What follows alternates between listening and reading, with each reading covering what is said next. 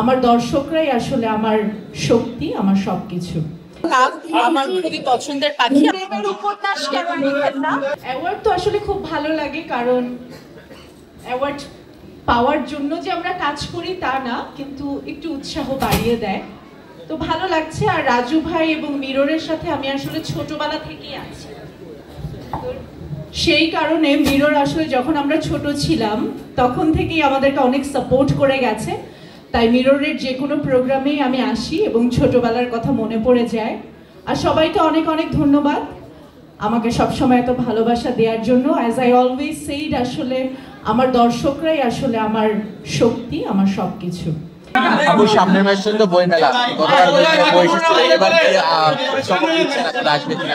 বইমেলায় ঘুরে আসবো এবং এবার উপন্যাস আমার আগের যে উপন্যাসগুলো আছে সবাই আমাদের প্রেমের উপন্যাস কেন লিখেন না?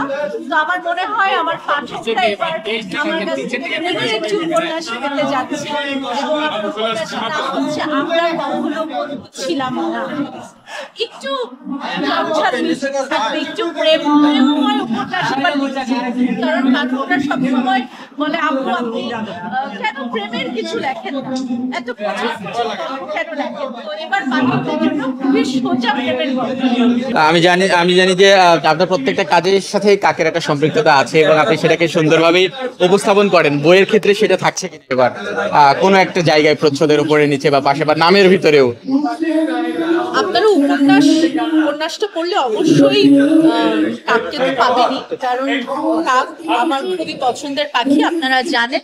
এবং আমার আরো ভালো লাগে যখন আমার সাথে কারো দেখাও হয়, সবাই আমাকে কাকদেরকে নিয়ে প্রশ্ন করে, আমাকে জিজ্ঞেস করে যে কাকদেরকে কি খাওয়া, আপনার বাসার কাকরা কেমন আছে।